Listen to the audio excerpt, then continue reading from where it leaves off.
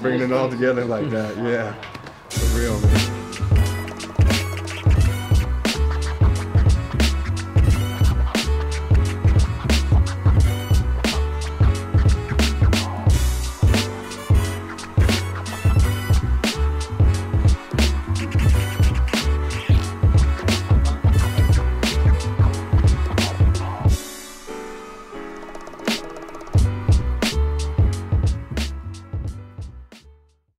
So what I'm here to share with you today is a bit of the mindset that I've developed to be able to do what I do. I've lived in San Francisco for 2 years without a job. You know, I'm not rocking millions by any means, but I make it, and I don't, I make it on my own hustle. You know, I'm not an employee anymore. Not to diss the employee. Like sometimes that's what you got to do to make the money. But I made that choice for myself. So what I'm going to talk to you today is a bit of the mindset, a bit of the choices you have to make the shift to be an entrepreneur, particularly as a musician, right? So, okay, I'll pause. So that's my story, right? Calculated maneuver to put that in the field. But I want you guys to think a bit about what your story is going to be, right? And get good at telling it. I don't know how many times I've told that, not enough, but like being able to kind of put that, because like the things I just said are what you're going to remember about me, right? Whatever it is.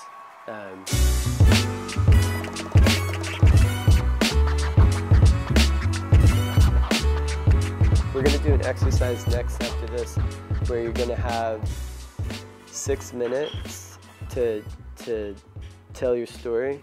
We're going to break into groups of 3, and I'll give you more instruction on how that works exactly, but you're going to be able to go a little deeper, tell your story, and then hear some reflection back from your partners about when they really felt you the most, right? So like when you phrase something a certain way, and it's like, oh man, like that got me, right?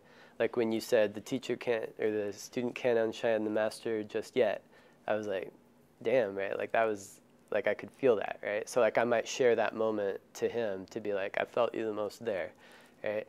And there'll be a little chance to reflect on that. But those little things that pop people's emotions when you say them, those are assets, right? And so being able to pick the gold out of that and be like, this is gold, right?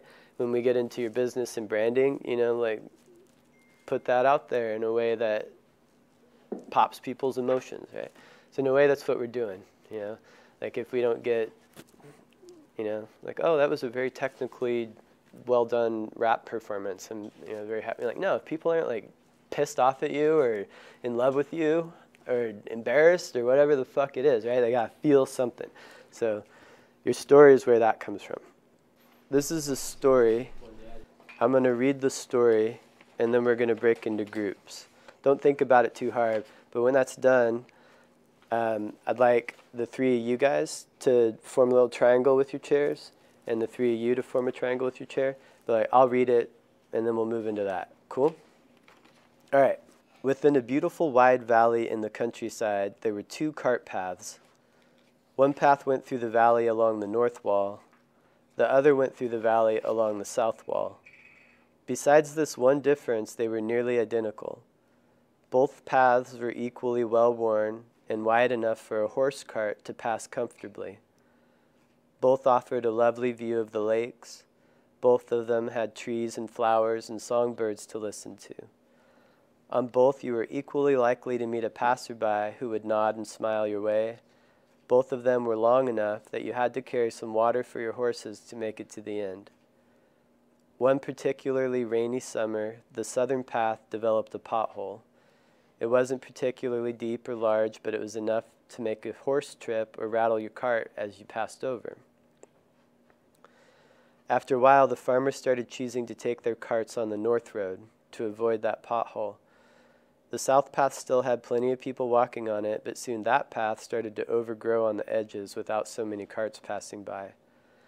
One day, an enterprising young man who had ridden with his father on his horse cart all his youth had an idea.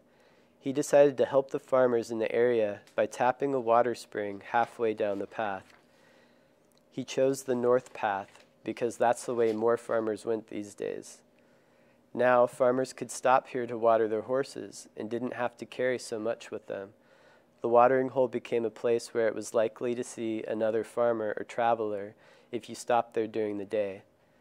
The next spring, a woman set up a stand to sell apples, oranges, and fresh cider near the watering hole. With all the farmers stopping by for water, it was easy to sell them some fruit and cider on their way. Over the years, the watering hole became a favorite place to walk when visiting the lakes. Before long, it was a sure thing that you'd see a friend or two if you visited there on a sunny weekend day. Someone even built a house nearby. There was talk of pouring some gravel on the road next summer to prevent potholes. The young man who built the water spring for horses lived to see that very same spring become the center of town, where he raised his family and sent his children to school. Meanwhile, the southern path was still a pleasant walking path, and there were still songbirds and pleasant views of the lake, and many people went that way to enjoy them, sometimes, but not very often.